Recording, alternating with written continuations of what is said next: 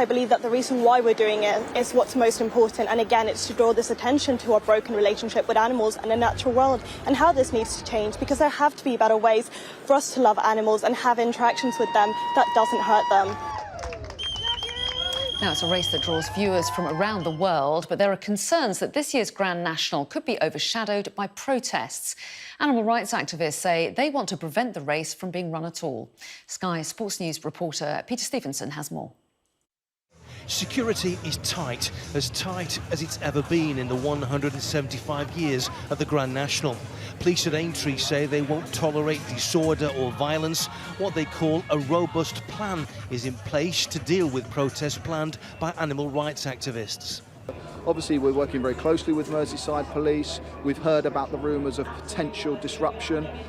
We absolutely believe that people could come and demonstrate in a safe and secure environment, so we're absolutely going to work with Merseyside Police to enable that to happen. The global TV audience is estimated at more than 500 million. Thousands flock to the course itself. The boost to Liverpool's economy is put at around £60 million. The bookies will take more than double that on the People's Race. Velvet Elvis is a horse that's now suddenly proving really popular. Obviously, the hit movie stormed the box office not so long ago, and that's being backed right down to 33-1.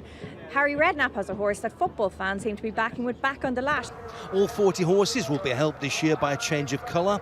Research says they'll recognise fences painted white, not the traditional orange. And for the jockeys, it's the chance of a lifetime to make history. I think when you experience the high that you get from winning a race like the Grand National, it's very hard to forget something like that. And I only wish that I could actually teleport myself back to that day and enjoy it all again. Remarkably, it's now half a century since Red Rum won the first of a legendary hat-trick of trophies.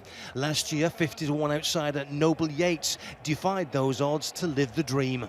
He'll again line up to tackle the world's most famous 30 fences before another party gets underway. Peter Stevenson, Sky News. Well, a spokesperson for animal rights, Claudia Penna Rojas, joins me now from Aintree. Very good morning. Thanks so much for talking to us. You at Animal Rising have said that you want to disrupt the Grand National at Aintree later on today. So tell us what your plan is. What is it that you're trying to do? Well, the reason we're here today is first and foremost for these horses. We are a group of animal lovers, as I'm sure most people are here today. But unfortunately, with events like the Grand National and when we exploit animals in general, for food, for entertainment, we are putting them directly in harm's way. So we are here today to prevent this from happening. This is also part of a much bigger campaign that is happening this summer, not just centred around horse racing, but so that we can have this really important national conversation about our treatment of animals and the natural world and how it needs to change. So what's your plan? As I understand it, you want to actually stop the race from starting in the first place. Is that right? How do you intend to do that? So we will be out the front here today having a demonstration. We will be carrying out slow marches, and at some point we will peacefully, non-violently try and make our way towards the track. And this is to prevent these horses from coming into harm's way. So if you fail to stop it starting, do you have the intention to send people onto the race course? So as I said, this is a completely non-violent, peaceful protest. So we will at some point be making our way towards the track. And this is, again, because this is an industry that is harming these horses. We know that horses die every 2 to 3 days in UK horse racing alone. A horse died at this location just this Thursday.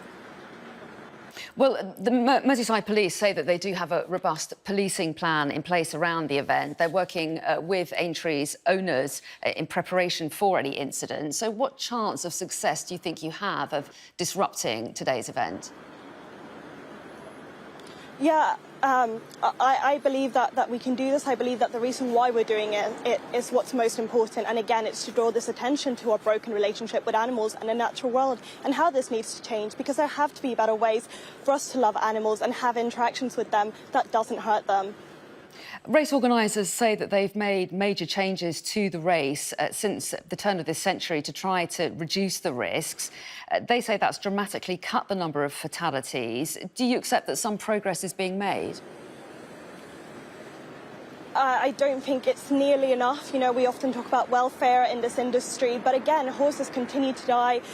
Special Envoy died here on Thursday, and we simply do not need to be exploiting animals like this.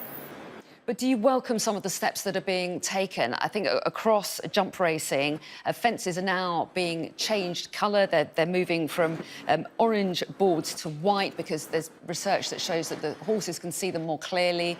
They're also doing one-to-one sessions with jockeys to make sure that they can ride the course as safely as possible. Do you accept the fact that organisers are trying everything to make it as safe as possible?